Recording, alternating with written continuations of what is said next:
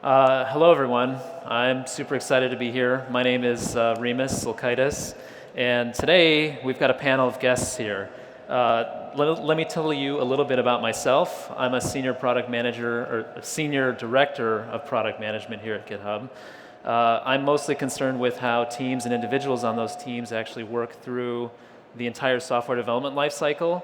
And today on our panel, we're going to talk about this intersection between DevOps, the software development lifecycle, developers, and security.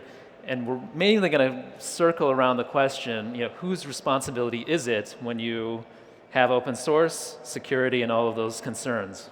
So why don't each of the panelists introduce themselves today? Tracy, why don't you go for it? Yeah, hi everybody. I'm Tracy Miranda, and I'm Director of Open Source Community at CloudBees. And I focus on building up so I work very closely with the Jenkins and Jenkins X open source communities. And the mission there is, just to help those communities really grow and thrive, and of course, kind of deal with aspects like security. Yep. Anna? Hey, I'm Anna. I work at Snyk. I'm a director of product, and at Snyk we find and fix open source vulnerabilities. Fantastic.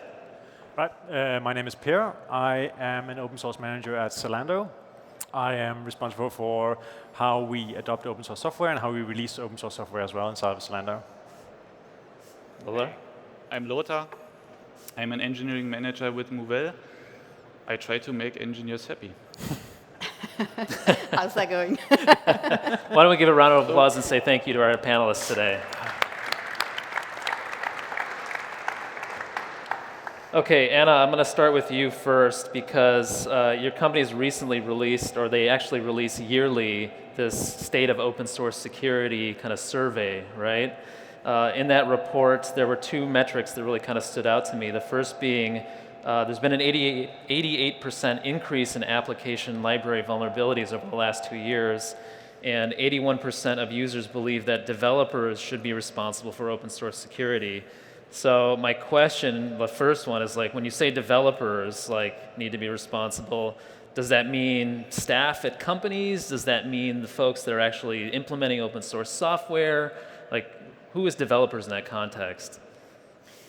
So the onus can't completely be on open source maintainers. Mm-hmm. So I don't know, how many developers are in the room? How many people have created a open source repository? I see, that's a lot. And keep your hand up if you would feel confident being able to fix a vulnerability in your package. That's not me, so. Well, the State of Open Source Security report found that only 70% of open source maintainers wouldn't feel comfortable, wouldn't feel like they had the knowledge to be able to fix a vulnerability in their code. And I actually have a personal story with this.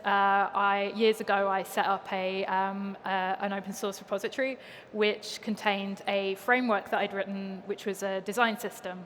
And it got quite a bit of publicity. There were quite a few people using it.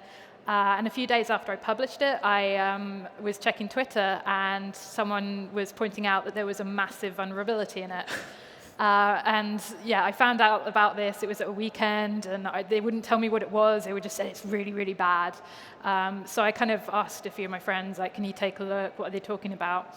And we found out it was basically anyone who hosted that framework on their server ended up basically opening it up to the world. Any public server, anyone could suddenly access it. I'd basically written this massive vulnerability, and I was really embarrassed. I felt should I have published this in the first place? I didn't have the skills to fix it. But what was really nice was that people stepped in to help. So they stepped in, they provided their knowledge, they wrote a fix, they helped me write a kind of press release doing responsible disclosure.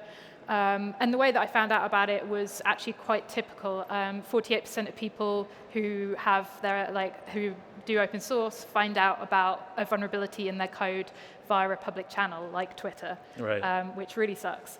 But at the end of the day, the code is fixed, and as far as I know, there were no exploits. But it really kind of sunk home to me about, I'm a front-end developer and I'm not confident that I can release code that's secure. So I think in that situation, we don't want to put people off writing code and publishing code. It's really important that they feel confident in doing that. So I think it's kind of up to everyone who consumes open source packages to be a kind of responsible citizen and follow kind of disclosure process, that sort of thing.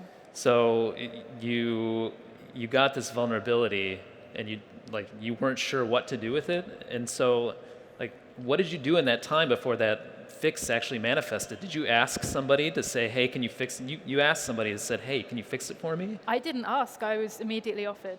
That's the amazing. People who found it, first of all, they had a go at the person who publicly disclosed it without giving a heads up first. Yeah. But they then helped me fix it. They knew immediately what the problem was. It was quite a simple fix, but then the whole process of telling people about it, making sure that they were on the latest version, that really opened my eyes, and that was actually what kind of encouraged me to join a security company. Interesting. And so one more thing on that. Had you not gotten that assistance, what would you have done? I would probably have given up completely. I would have probably just pushed my keyboard away and said, I'm done with this. Oh gosh. Tracy, now let me ask you, with CloudBees and the community that you manage there, do you see that same kind of behavior with developers and assisting in that kind of security? Yeah, no, absolutely. And working with the Jenkins community, which is the scale of it is huge in terms of users. There's millions of users. Right. Lots of developers working on different plugins. So there's definitely challenges there because when you have an exploit in something like Jenkins, which everybody's using, the scale is ridiculous. So I don't know if people had seen a couple of years back, there was this exploit where it was the biggest Bitcoin mining exploit, or something like they'd made 3 million of unpatched Jenkins servers that were out there because they run on these really powerful machines. So I think the challenge we have is the community will help and they will do things, but just getting the message out, patch your servers, and people get into this habit, they'll just ignore the updates on the Jenkins dashboard that says, this is, they'll be like, I don't want things to break now, I can't handle this, so I'm just going to leave it. So that's always the biggest thing we're thinking about, how do we make it so it's easier for people? And, tweeting on Twitter almost is one way to get their attention, but yeah, we always want to know how to deal with those sort of challenges at that scale. So you're providing, assistance in the interfaces there, saying, hey, you do this thing, and there's this natural inclination to say, well, maybe not because I have other things to take care of, and there's a concern I might break something in that. So, to take the kind of internal view, I'm going to look to one of you, Lothar, on the inside of that. How do you help folks inside companies say yeah, let's go and do it? It's not that easy. Not easy, of course. Yeah. I mean, do you just email them all the time? Do you tell your employee, all the developers in your company, hey, just go do it? I try to avoid that noise, that pushy noise. Yeah. I'd rather like to focus on give them incentives, right?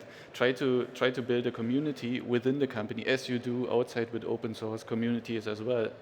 And within a vivid community, those pushes are not needed anymore. People are interested and they are proud of what they do, and then they have a big incentive to fix it themselves without letting me know. And there is also no need to notify me about that. In order to have that, you have to set up such a community. And this is small steps. You have to do this again and again. And this is a marathon, basically. And we just started this journey. So what other levers do you have as an engineering manager to help in that journey that maybe other folks in the audience can take away today? Well, I learned from Per, of course. We've been together at Zalando, and this was great. Being a role model, trying to actually do what you ask others to do helps. Show that you do not know everything you are vulnerable. You do not know every technology, but there are certain ideas and things that work for others that you can give a try. And if that works for you as well in your organization, why not try to spread the word? Why not try to make that broader in the whole organization and push the community? Does your organization have incentives that say, if you do these things, like there's performance-related, bonuses or something else, if you do that? I'd say we don't have direct incentives. There are more indirect. So there are a lot of opportunities to speak up. There are conference like internal formats where you can present, and there are C-levels showing up, and this helps. Apart from all the Twitter-like, Slack-like technology that you have in any company anyway, right? Understood. So, Per, I wanted to ask you a question now. So, as part of your work, you kind of, you help the company both consume external open source as well as organize how the company publishes its own open source projects. How do those concepts of open source security and responsibility apply with with the work that you're doing for the folks that do that kind of work in the company? So Zalando is a company that very much relies on customer trust. If they don't trust that our store is secure, they don't want to buy anything from us. So if we say everyone depends on our customers trusting us. So for the way we release things, we don't specifically talk about security with our developers, but more we talk about responsibility. Taking responsibility for what we release as open source projects, because we do not just want to throw code over the fence and just leave it there, just sharing it for the sake of just sharing it. I mean, I love throwing code. Yeah, it's great. So it's like, easy. take it, adopt it, and then you live with it, right? So we ask several questions during this release process, where I would say the three most crucial ones here are, first of all, why do you want to open source this? What is the value and the motivation for you as a developer? What is the motivation for Zalando as a company? What do we actually get out of it? And we ask this specific question not to be a gatekeeper, but actually to ensure that there's a long-term motivation. If you have a motivation, you take responsibility for it, you take ownership of it. So that's one part. The other part is asking the specific questions of how many work hours have you actually been granted to maintain this project? Do you actually have company time to maintain it? Interesting. And how many maintainers are you actually on this team? Are you just a one-guy operation? If not, you don't do it, because that is too fragile. That one person leaves the company and that project is basically just deserted. Even if you get folks from external to the company to help assist the project, that's still too fragile for... It is too fragile, because we see that a lot of open source projects are run by a core group of people who care very much about this project. But a lot of the reason why they actually care about it is because in the context of their work, at least for Zalando, because we use a lot of this open source code inside of our store. So when they leave for another job at another company, they stop caring about it because it's not part of their work anymore. So these are the things we need to ensure happens during the release process, that we take responsibility for resources being available to our developers, that we have time and people on it, and that we actually have a long-term motivation to maintain it. Otherwise, we will lose interest and eventually tell the developers to do something else. That's just how it works. And again, that is to take long-term ownership, because if we don't have that ownership, we will not fix the bugs. There will be no one in that inbox that gets that pull request that's trying to fix an issue. No one will respond to it. So it sounds like it's less so about security and more about just that responsibility, which then leads to trust that component will be there over time. Yeah, it goes way beyond security, because it is also about how do we interact with the people actually approaching us. That might just be a design fix for a piece of, but it could also might as well be a crucial piece of information about a vulnerability. It doesn't really matter. We have to be responsible for our community around these things as well. So let me go back to the outside approach to this. And Tracy, I'm going to go back to you with the distributed nature of Jenkins and all the plugins that work with that. How do you deal with that kind of responsibility concept, in the world that you're in today? Does that exist? Does it not? Or is it just, hey, community, come and help us out? Yeah, no, it definitely has its challenges, and again, similar to as the company CloudBees, we kind of at the company level get involved with the project. So a lot of the Jenkins security team work at CloudBees, and the things we're seeing there that make it really challenging is that the whole security area has become really professionalized recently, which is a very good thing for the industry.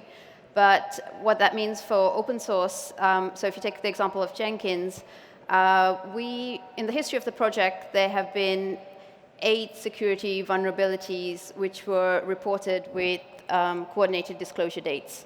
So you're getting the report and you've got a ticking clock, and those all happened in 2018. So now if you're getting a vulnerability, there's a time countdown. So how do you do that when you've got a community where that vulnerability could be in a plugin that an individual wrote, or even if it's in a company, the team is focused on something else, and all of a sudden it's like, okay, drop everything and deal with this. So it's something we think a lot about, like at CloudBees. We have to keep that trust with the customer, like you're saying, but we're also looking at how do we solve this in a bigger fashion. And it has to be everybody's responsibility, and we can't throw open source developers under the bus. So how do you deal with that? Like, if you're not going to say, hey, you're not being responsible for this thing, how do you walk that line? Well, one of the things we have done very recently, we've got together a bunch of the projects in the space and a bunch of companies, and we've started a new foundation called the Continuous Delivery Foundation. Oh, fantastic. And that is so we can take this long-term view of, how can we focus on cross-cutting issues like security. So the hope there is we can have, working groups focus on these best practices, approach it from a way that we can use this community to spread the message, extend best practices, and get everybody involved, open source projects, companies, individuals. So just be more organized about it, because I think that's what it takes. And so that should help that notion of folks not necessarily not taking responsibility for the security vulnerability or whatever else. So then we can set requirements to say, like, you have to meet these things, or we can't highlight your plugin, yes. we can't promote it. And in some cases, or you give the community permission or the security team permission to push out fixes to your repository. And I really like the features announced at the keynote today, because we can start to think about, okay, now we have the tooling. Tooling is another big part of it. So how do we use that? Thank you for mentioning the keynote too. So I'll make sure to pay you afterwards. Yes. So yeah, I mean, with all the stuff that we launched at the keynote today, I think a lot of that can be valuable to this concept of taking responsibility and reducing the friction for developers on your team, or if you're even working in open source, to get those vulnerabilities patched as soon as possible, because it sounds like it is really a team effort, right? We talked about interconnected community, and it's kind of important for all of us to chip in on that front. I'm kind of curious, Anna, I want to ask you again. So, have you ever run into situations, or even based on your state of open source security report, where developers are kind of pointing to one another and saying hey, you're responsible, and never really taking care of the thing? Does that show up in your report? I think the finger pointing is. It usually comes down to maintainers who are either unresponsive or they're rude. You tell them about a vulnerability and they're very kind of abrasive about it. I don't have vulnerabilities in my code. I'm a perfect developer. But I don't have any in mine. Yeah. But I write for obscure languages like Crystal. So they don't have vulnerabilities. Yeah. Security through obscurity. Yeah. But vulnerability is a fact of life, and what's important to know is that on the whole, open source maintainers are very good. We asked how quickly developers would fix a vulnerability if they found out about one in their code, and 84% said they'd do it within a week. So I think that's impressive. It's a really good sign. It's a really good sign that people take it seriously. And it's also really great to see things like having a security.md file really increases by a massive proportion the number of reports that you will get versus not having one at all. As soon as you could put a security.md file up, then you're going to get much more private disclosure. as opposed to tweets saying that your code is vulnerable. And what other things can an open source maintainer do to like help that process, or what can other folks do to encourage a project to take that path to being better at this? It's a bit of a trickle effect. We've got 78% of vulnerabilities are in indirect dependencies, so not your direct dependencies, it's the other packages that you use. So it needs more kind of people taking ownership, more people auditing their code. There are, like at Snyk, we have a plugin for IDEs, we have CI tools, we have a CLI. There's at every single stage of the development lifecycle, we have a way for you to monitor, find, and fix vulnerabilities, and that's crucial. We can't have it, I imagine that most of you in the audience work Agile. Does anyone not work Agile?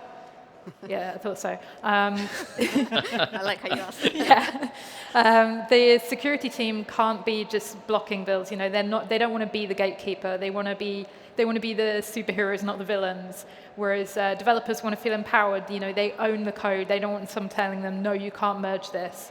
They want to be kind of owning that and making those decisions, and having those tools in place at every stage of the life cycle means that they can fix vulnerabilities before they've even made a commit. And the sooner that they can fix vulnerabilities, the less time they have to spend on them. So what you're talking about, it sounds like we have to make that just kind of natural as part of our everyday development across the whole life cycle. Otherwise, we have no chance if we wait until And it's really important for those developers who aren't confident in, that 70% of open source maintainers who said they don't feel confident fixing vulnerabilities in their code, that they have the tools in place that mean that they don't have to have that knowledge. It's self-healing. It does it for them. I think that is the only way we're going to get kind of reducing the vulnerabilities in code. Got it. Okay, so I'm going to go back to the internal perspective on this. Are you doing that today within your company? Are you trying to provide that along every step of the life cycle? I really like what Anna said. I think ownership is key here. And I would like to underline that just, those teams and those squads in our case, if they don't own the service, the code, then this is just a job for them. But we want them, we want to change parts of the world, and we want them also to be with us on the journey and with their service to help us to change parts of the world. And once this ownership applies, then there is no finger pointing, there is no question, is it yours or is it my problem? This is just about fixing the problem. And also the lifecycle aspect is really crucial, and I see that every day, and I'm really happy about that you don't focus certain iteration on certain topics like security, like throughput, like performance.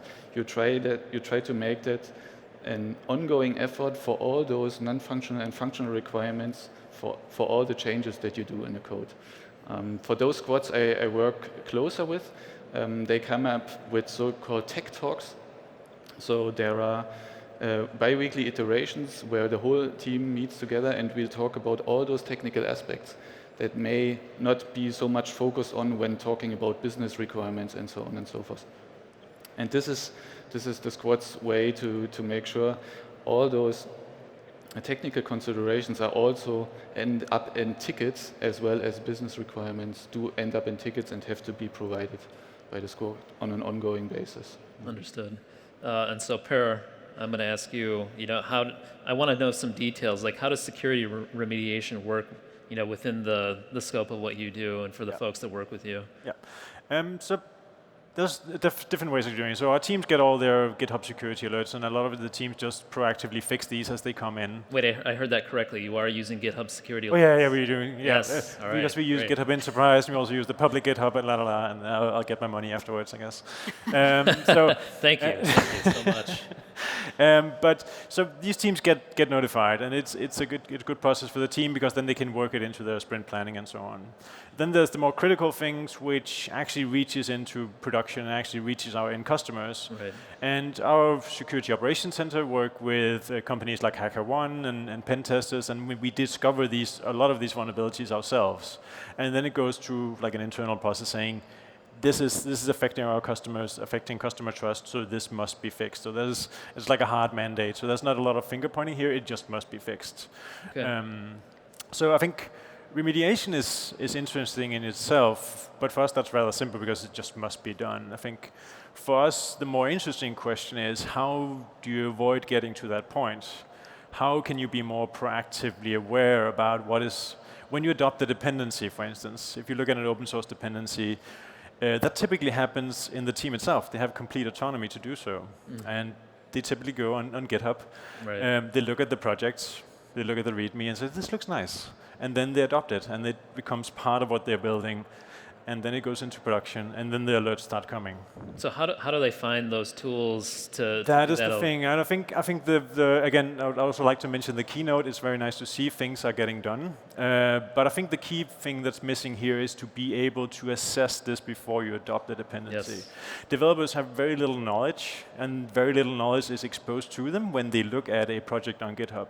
It's all about all the great things that it can do, but it doesn't actually talk about the risks. So a developer is not really in a position to assess the risk of a dependency he's about to, well, depend on and live with for a long time. So I think that part is still missing. And well, I think here the only actor in the open source world that can do that and lift that burden is GitHub, because you are a very central piece of that ecosystem and could provide this information.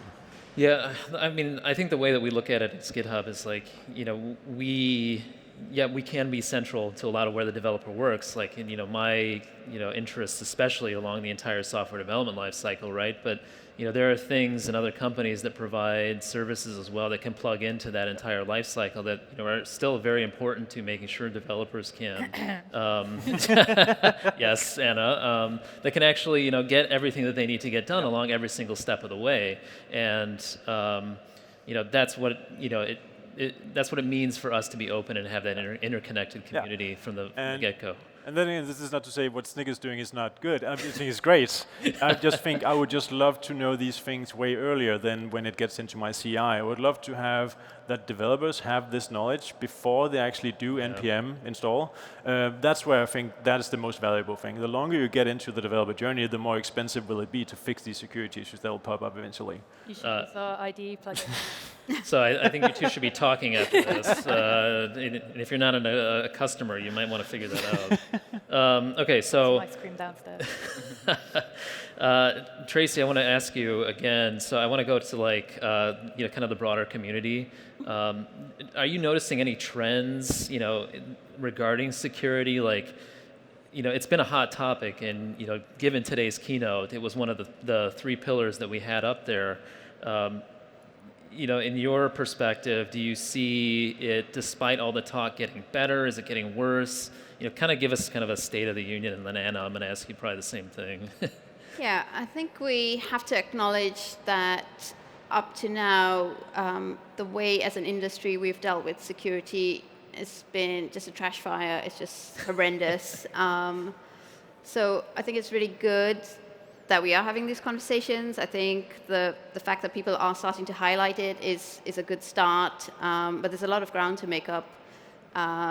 But again, as we're saying, it's getting more professionalized, which is good.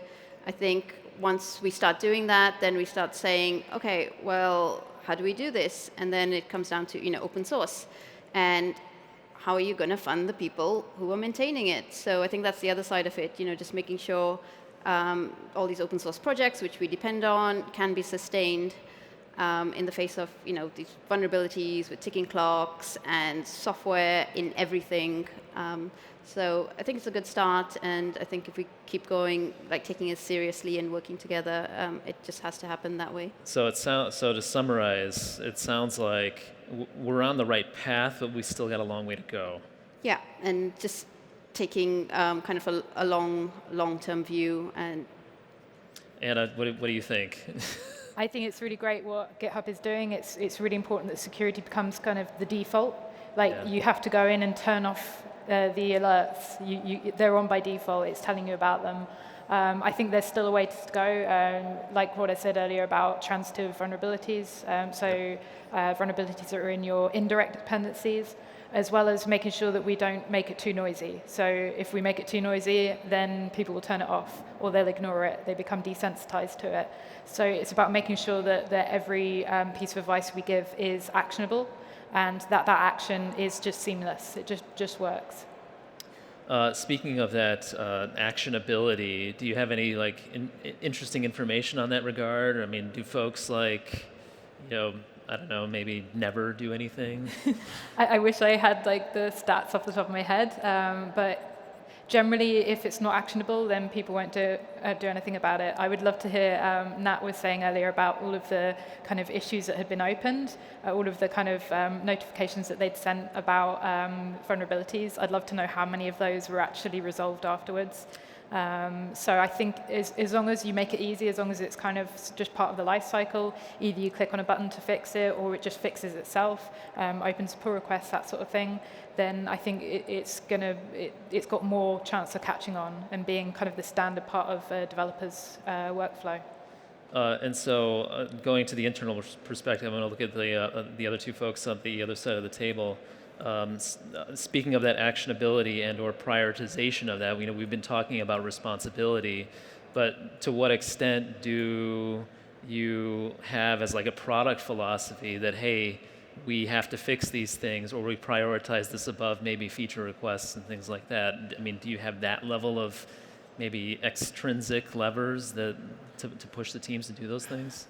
So again, so Zalando engineering teams are largely autonomous about how they prioritize their work, but there is a shared understanding that security is important. It is assessed among the teams how they're going to attack these problems. But yeah, if we have something that has customer impact, then it is priority one. Yeah, but that's when something like shows up immediately and then you take care of it. But then there's sometimes these like lower grade bugs that show up that, maybe they're a lower severity, but need to be taken care of at some point. So. Like, do those things get prioritized, or do they? No, they don't. That is the honest answer. We don't have a company policy that says, like, prioritize all bugs. We don't have that. We try to do it in a different way, saying, when you have a project like this size, what is the time you need for this? How much time do you want to privately have for this, like in company time, to make sure that it gets done? Then it's your responsibility to maintain it, but we grant you the time to do it and the resources so you can actually do it in company time. We don't expect you to do it at home for fun. So that's how we try to do it. We give people the resources and the time to do it, but then they also have to take responsibility for their work, basically. Right. I'm still challenged with, you have business goals, right? And you're trying to launch things to customers, but then you have these lower grade bugs. Like, yes, I'm the product manager here, and I should know how to prioritize things. But how do you? I'm still struggling with that, right? And it just sounds like, in your perspective, like just let the team decide themselves. Yeah, that is the answer, because it's only the team who can actually assess it properly. It's also the team that know the context of their project. It's also the team that knows their entire backlog and the importance of that area of the business. So it must be up to the team. Again, certain level, it must be mandated. There are certain things that's too important to be ignored. But again, it is the team's responsibility to take care of this. Of course, if we monitor different projects and we see where, okay, let's say we have an open source project that hasn't received an update for months, then we have a conversation about, is this actually something we are using and maintaining? If we are not, let's archive it. Let's make it clear that this is not used anymore. There are processes in place, though, from a like umbrella perspective. So even though we're saying, it's your responsibility, developer, to go do this thing, there are still like processes that exist that you kind of look at these things and say, based on these variables or characteristics, it kicks off another conversation, which I think from a product manager perspective then says, oh, maybe I should prioritize this thing for the team because we are getting called out on this and maintainability is in question. Yeah, and it's because we have 200 open source projects, so we have to kind of look at the broad view and see what are the outliers. Well, hold on. You said 200? Yeah, 200, 204, wow. I think, but yeah. Okay. Who's counting? All right. Okay. Wouldn't it be great if you could prioritize those based on like whether they're called in runtime? No, that would be terrible. No. Yeah. I thought you'd say that. Okay, wow. And so Lothar, would you agree with what he said, with everything being said there? In general, yes. For me, it's all about context and options, right? So I don't see a distinction between the product manager and the team. I think he's part of the team, right? And he should have his or her view on security or business features, and it's for the team about options. So in case there are even lower prioritized bugs, like bugs to be prioritized, not taken care of, this will have consequences, and the team should be aware of the consequences and should deal with them, and should also take responsibility and ownership about either the consequences of fixing or not fixing it.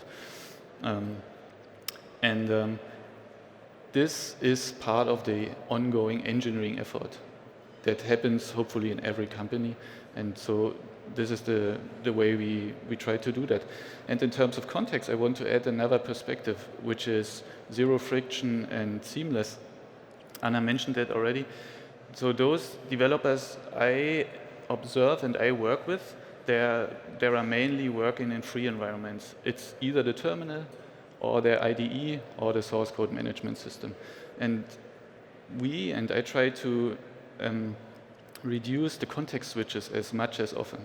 So I try to not approach them in person, I try to Slack them, and they pick up the Slack message whenever it feels appropriate for them. Same with security alerts, right? Imagine those happen in the context that you are working on. You don't need to go to a certain website or to some service to experience those.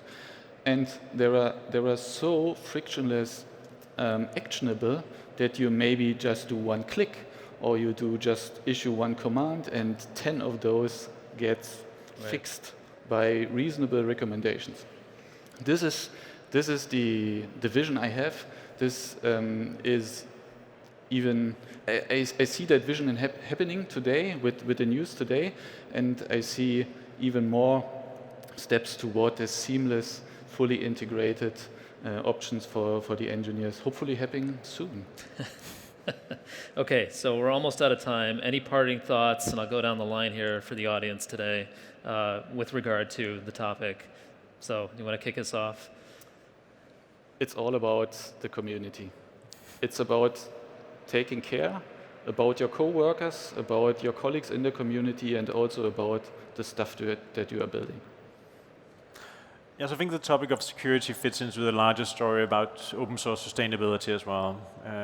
A lot of the security issues that we see is also because maintainers lose interest or don't have the time and don't have the resources to maintain the projects that all of us depend on. So I think not just security, but sustainability of open source in general is important in this aspect. I think companies that consume open source, they're kind of tapping into this really great resource, and one way that they can give back is by giving their developers who have those skills either the training or the kind of the time to fix open source vulnerabilities if they know how, and then give back to the community that way.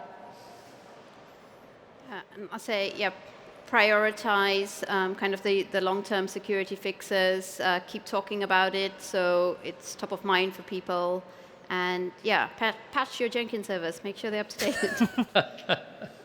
My takeaway from today's panel is I've learned that there's a bunch of intrinsic or extrinsic levers for folks that, on this path of security that you can use as an engineering manager or as a developer yourself, or even within the community to say, hey, here's some things that you can do, and by doing X, this is the outcome on the other side, right?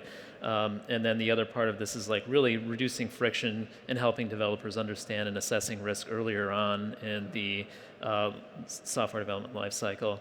I want to say thank you to all the panelists for being here today, and I want to thank you all for listening. Security, it's a thing. We all got to do it. Thanks, everyone.